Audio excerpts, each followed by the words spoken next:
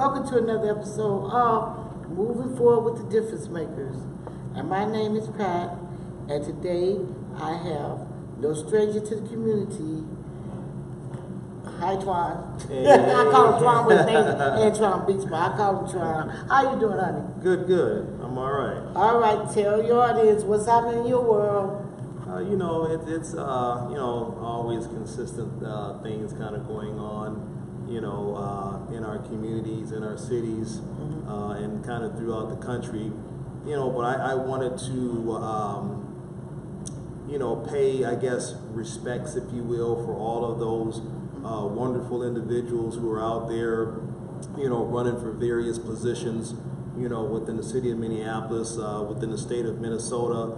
And congratulations to those who are proceeding forward within their position that they're seeking. I had a opportunity to be part of Joseph Banks' committee as he sought Hennepin County Sheriff. Unfortunately, he was unable to move forward. However, we were able to make some very wonderful connections. We got to talk to some very good people, and we were able to do some wonderful things. And as we move forward, I believe Mr. Banks is going to be endorsing Mr. Hutch, for Hennepin County Sheriff. But there is a lot of other positions, such as the Somali female, Yes. who won the endorsement and to move forward, and I believe she was seeking the 5th CD congressional. yes, the 5th CD congressional congressman position. So And she did get 98%. Yeah, 98%. I mean, that's outstanding. It is. For a woman of her nationality, etc., etc. And those who are able to move forward, congratulations. And those who did not win, please, continue to have that passion and to strive to do positive things, within your community, within your state.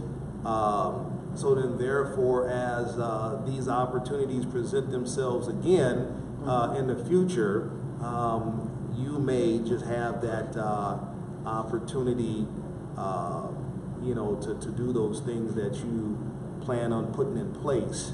I also wanted to take a moment to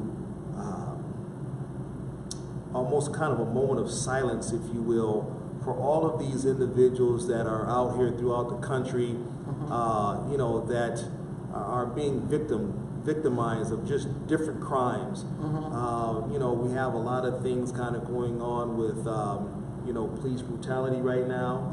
And please don't misunderstand, because I'm very, very pro police, but I'm pro good police. Yes. And all of these other individuals that are out here doing things illegitimately and illegally, they too shall be held accountable according to what offense they have committed.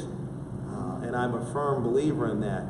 But I do know that I believe it was in Iowa, that there's a young lady that went for a jog, and this young lady hasn't been seen since. Oh, no. And I know this has been maybe about a week or two. I don't know the update or the status, on this young lady, but I'm sure, I'm hoping that wherever she is, that the Lord, has continued to watch over her, and her family is able to find her peacefully. And if not, hopefully they will be able to find peace within in order for that family to move forward. And there's just a host of other things as well that are happening throughout the country, down in California, with all of these large wildfires. And I know that even within the state of Arizona, primarily within Maricopa County, there's been a huge spike, you know, in officer-involved shootings. Oh no. You know, so, and I don't say that to say that, you know, the officers are being overzealous, because each state, you know, is different, you know, when it comes to their laws and kind of how one are able to, you know, carry a firearm. In some states, you know, it's a carry and conceal. Some states it's an open carry. Some states you have to have a permit. In other states you don't. But I believe that in Arizona, you know, you can openly carry, and I do not believe that you have to have a permit to do so. Yeah. And so that type of law, if you will, allows their citizens to have a mindset, you know, that they're able to conduct themselves, Yes.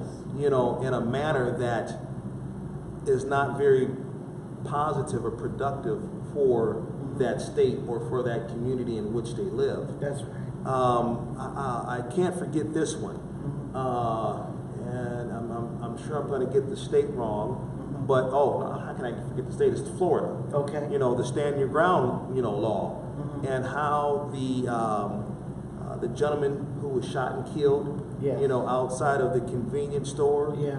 and died in front of his family or in front of his son, and that the courts, you know, did the right thing in many people's opinion. Who you talking about? Trayvon Martin? Is that? No. This one was just here recently in Florida, Oh, I hear about where that. there was a Caucasian gentleman Okay. who proceeded to get into a verbal confrontation with a female because of the way that she parked, Oh, okay. or the location she parked. And then so the husband or boyfriend came out and saw a male engaging in a what I'm certain that he's seen as an aggressive behavior towards his female companion. Oh, okay. And then so he, according to the video, shoved this Caucasian male, which he then fell to the ground, then produced a firearm, you know, fired one shot, and then the African-American gentleman then collapsed in front of his son inside the grocery store or the convenience store and died. Of course, you know, then we have the sports issue with, you know, NFL, you know, kind of coming back around, and, you know, folks, players, still willing to take a knee. I know that they're still trying to figure all of that out as far as, you know, what type of penalty, if any penalty, will be imposed on the players. Again, we definitely want to give, speaking of sports, take our hats off to Mr. LeBron James for the outstanding work, you know, that he continues to do in Cleveland as he's opened up a school. Oh, did? Yeah, he recently opened up a school, you know, so kudos to that brother. And I believe I've heard something about Michael Jordan, you know, even doing something positive as far as opening up some type of community, something or another. I'm not 100% certain, but I understand that he did something extremely positive as well. LeBron is he going to Lakers? I think he is. He's not going to be at Cleveland next time. Yeah. No, yeah, LeBron, yeah, he did. I think he did go to the Lakers. So, you know, there's a lot of folks that's looking forward to this upcoming year. We definitely want to pay our respects to was it Aretha Franklin? Oh yeah. You know, who's Yeah, just terrible. recently kind of passed Think away. today. You know, and I'm hoping that all of those within her circle is able to find comfort and find peace and be able to enjoy even the times and the music that she provided, you know, to all of us, you know, for a long time. Yes. I'm certain that you're aware of Aretha Franklin and her music, as I know I grew up on that, you know, with my mother. One of them, yeah. Yeah, you know, my mother was always playing a lot of her songs and so on and so forth. But, you know, with all of that being said, you know, blessings, you know, to all of you, you know, whether it's, you know, a death, an unfortunate, untimely death, to those just doing some very powerful, wonderful things within their communities and abroad. And also, Patron, we want to give hats off to Keith and Amy, who also won the primary. Oh, absolutely. You know, Keith Ellison's going to get me. How could I forget it? Sorry, Mr. Ellison. But yes, absolutely. Kudos. I know that, you know, your son, you know, Jeremiah has to be extremely proud, as you, I'm sure, as of him, you know, just recently getting the seat with the city council for the city of Minneapolis. But it sounds to me that Jeremiah is going to have some very big shoes to fill. Oh, yeah. As he, you know, as he's trying to catch up to his daddy. Yeah. But you know, that's a good thing, because you know, even Antoine Jr., you know, is you know, still having, you know, some shoes to fill, even though I'm not doing anything on that level, you know, but he still has a little bit of way to grow. And it's always a beautiful thing to see your kids kind of, you know, grow like that there. It is. You know, but again, you know, I just want to wish again everyone nothing but blessings. Yeah. You know, out and send out nothing but blessings to all of those that are going through various trials and tribulations, to those that have, you know, won various positions, and those that are still seeking to strive to do wonderful things in your community, and that's right here in our own backyard, you know, to abroad in other states, and even in other countries for that matter. But speaking of home, you know, because, you know, we always got to talk about home, right? Yeah. You know, they say home is where the heart is. Yeah. You know, and I honestly believe that, and I have to be honest, I am pretty kind of discouraged, you know, and disappointed, if you will, in some of the things that I have kind of seen, you know, within our community. It doesn't appear in certain cases that the city, or maybe those within the city, wants to do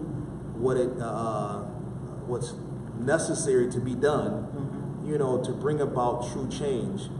And the bottom line is, and the answer or the resolution is, you know, we have to unite. We have to come together, you know, because if we don't, we've already seen the results, you know. And then also, in order to come, in addition to coming together, we have to, you know, start being a lot more proactive.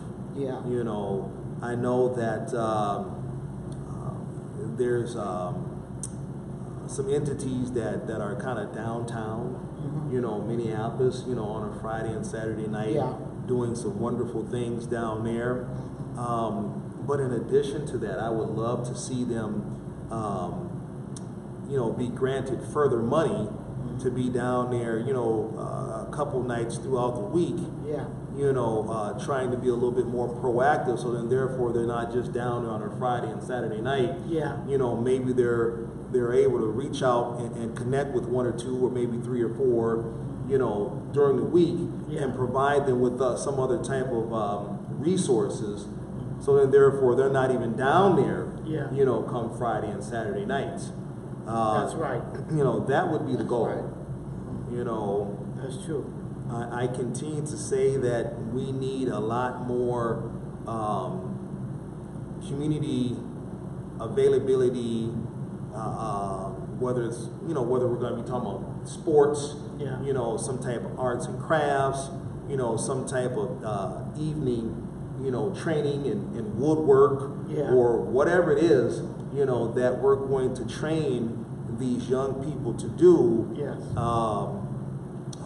And then also these churches, should be, and I'm sure some are, but opening up their doors, even late at night, in the evening time, on weekends, to get these, these young people off the street and give them an opportunity, to do certain things, and again, just being a lot more proactive in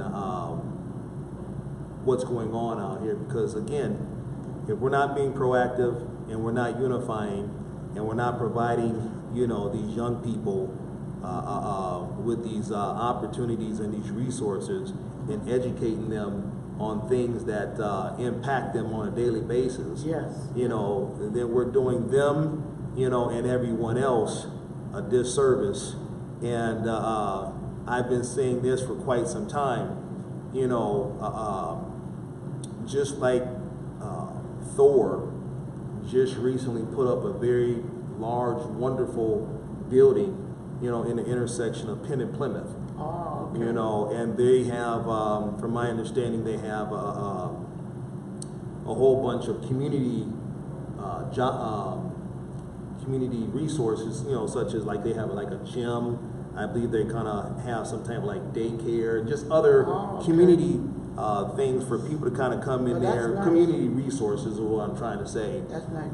Yes, and that's wonderful. And I again take my hat off to Thor for taking the opportunity and building his facility in the heart, if you will, of North Minneapolis, because he could have taken his money and his building and went out to a suburb and so on and so forth. That's but right. again, thank you for doing that. But that is the type of facility that we need, again, in the heart of Minneapolis. Right. So then therefore, individuals can kind of come in and look at, doing certain, things with their license, if they're having license issues, if they need to file a restraining order, if they need to, look at some type of housing, if they need to look at, daycare, just whatever, we would be able to put, in this building, so it almost be kind of like a one-stop shop. Yes. And these type of services should not just be, kind of your 9 to 5, Monday through Friday type of building. Right. These services, should be offered, till 9, 10 o'clock or so in the evening. Yeah. They should also be, offered, on a weekend, because everyone doesn't keep a 9 to 5 Monday through Friday schedule, They don't. And so That's a good idea, though. If Yes. I was listening and bells just going out of my head, I said, wait a minute, they're going to have, the building's big enough to have different resources, and for the community, for people to get involved with, to benefit themselves. And I thought about my, I'm not going to say it because, you know what, in this city, but I'll tell you when the show is over, we're in this city, in the city of Minneapolis, when you say too much on the TV show, somebody always go and copy your ideas every single time. They do. They do. Well, I will say this here. I will say this here, and I stand on this firmly. If I say something on a TV show and it strikes an idea, in a person's mind, or they go out and take my idea per se, so be it. Take it. Use it. But just make sure that, you're carrying it through. You're following through with it. I don't care who does it, just as long as it's getting done. Well, you hear from the horse's mouth. With me, no, I got the idea and I want to do it myself. So, because because this is the way I see it is whether I'm doing it or whether you're doing it or whether somebody who's watching us decides to do it, the bottom line is that is number one, it's being done, and two, it's not something that they're going to be able to do on their own anyway. So they're going to have to reach out to other entities, whether that's going to be me or somebody else, but it's going to definitely need to be a collaborative event or venue, or project for them to kind of carry it out. And they will, because they got the people. So I got the idea. So no, you just wait till the thing open up, and then after I implement my program, then I'll talk about it. I learned from the past, and I used to tell my husband, "You talk too much." You tell the people, "Yeah, well, I'm gonna do this, do that." They already got the money to do so. And up here, it's a big clique. And if you're not part, well, it's probably like they will. But if you're not part of their clique, well, you just push it aside. So if you don't mind, people use your idea, Twan. Hey, it's my idea. I want to get a chance to use my own idea. Right. Like I said, those people over there, they a lot of them is in the nonprofit. Some of us CEOs are nonprofit, and they'll run away with your idea. And then they'll be the ones, if they're giving monies out, to reap the benefits. That's because a lot of them don't have the mind to think about things that they could do. They're not creative. They're always copying off of people. But I'm not telling you until you see when it's done. Okay, go ahead. And again, I guess that me and Miss Love, we're gonna agree to disagree, if you will, on that one, because my thing is if you have the money, if you have the resources, you have the building, whatever it is that you're going to need to carry it out, so be it. Whether I'm involved or not involved, so be it. But my thing is, as long as it's getting done, people are able to, receive the resources and information and education, the training, et cetera, from it, then hey, that's what it's all about. Creating jobs, I'm sure that it should definitely create some jobs. That's definitely a blessing. But my thing is the man upstairs. But you don't want nobody stealing your love to love idea and carry it out of that new building. Now, do you? Well, you know what? That was your idea. If some, honestly, cause I don't have a problem with it, because if someone,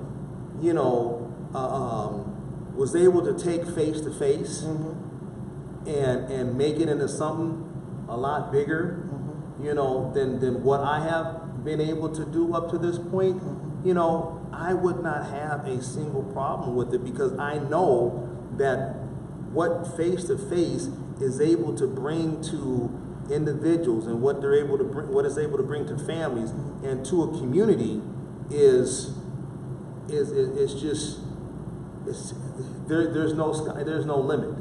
There's a lot of things that can happen in a lot of different directions that it can go, so on and so forth. So if someone had a bigger platform, for face to face, man, I would not stand in their way, because at the end of the day, like I said, jobs are being created, people are being able to obtain these resources, et cetera, and the man upstairs along with the other entity that's doing it, they know where it came from, and I know that I had put together something so powerful and so strong, that somebody else felt that they needed to do whatever it is that they needed to do with it, whether I'm going to be involved or not. And that's just kind of how I see it, but nevertheless, whatever it is that we're doing, we have to kind of come together, we have to unify, because if not, again, we've seen the results.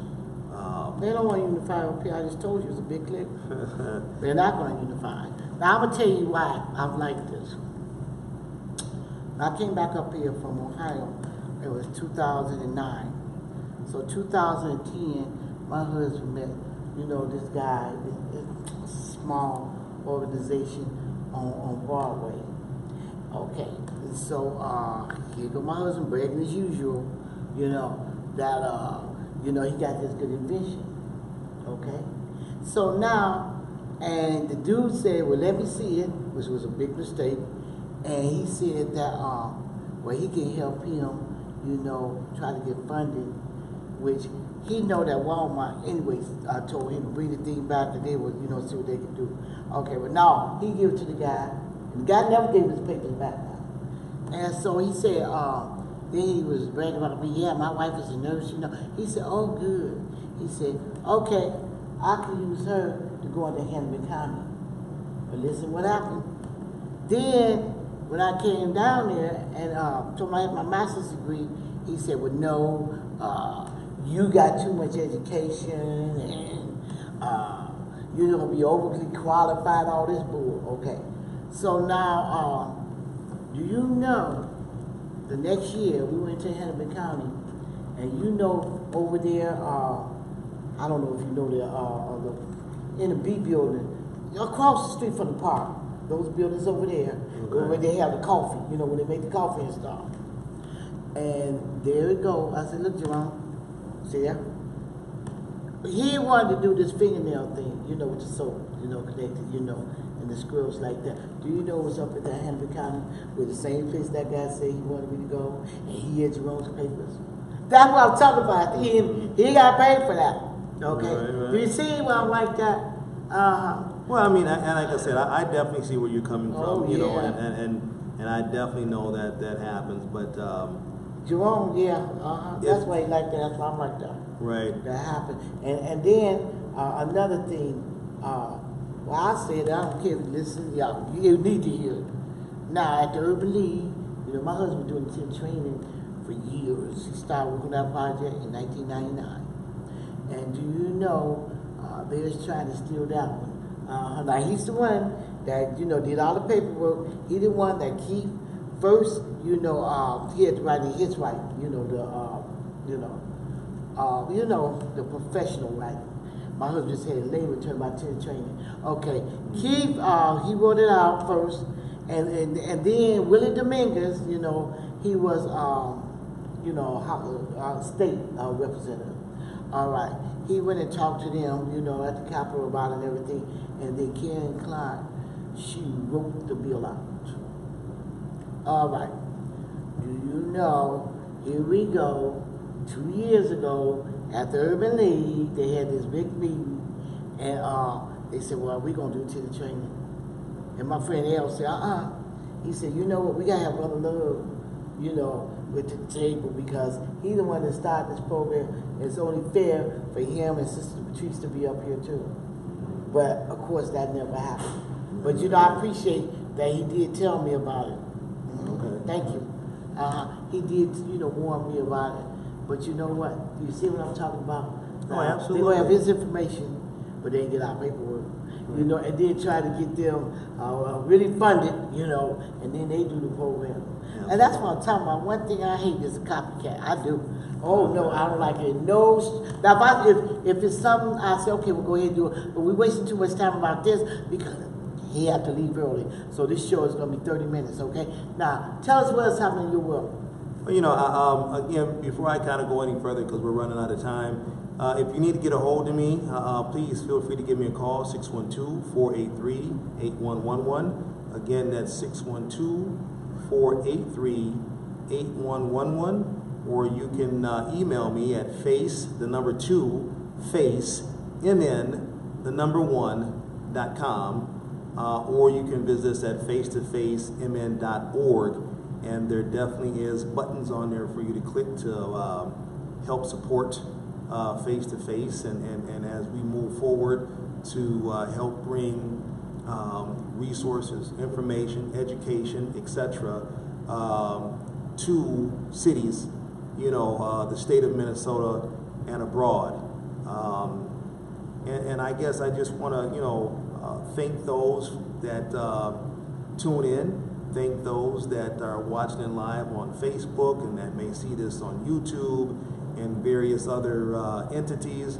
And again, it's always a pleasure, you know, of being on the Patricia Love, you know, moving forward with the Difference Makers. However, with that being said, because of Sister Patrice, you know, we at Face to Face are looking to have our own show. Yes, she you is. know, here in the near future. Yay! So look forward to that as well here. You know, I would say in about the next 60 to 90 days. We're just in the process of just starting to really kind of put all this together, and we will definitely be having some very interesting, you know, topics. We will be having some very interesting people in the studio, you know, and asking some very interesting questions that I'm certain that all would be looking for the answers, you know. So we're really excited about that, and then just kind of taking Face to Face in a little bit of a different direction, if you will, but again, trying to have that same positive, proactive outcome, you know, in various communities and cities and even in various states. But again, you know, we can't do that without, you know, your support. So again, please feel free to contact me at 612-483-8111. Email me facetofacemn1@gmail.com, or visit us on our webpage at facetofacemn.org and push that button to support. Amen. You know what? And you'll be the fifth one from our show that went on and got your own show. Yes, and that's great. You know what? And you'll make a great talk show host. Okay, now you can call me at 763-703-0546. 763-703-0546. Questions, comments, and concerns, or if you want to be on a TV show. Well, it's this time again, so God bless you, love you, and next time I see you will be Saturday at noon.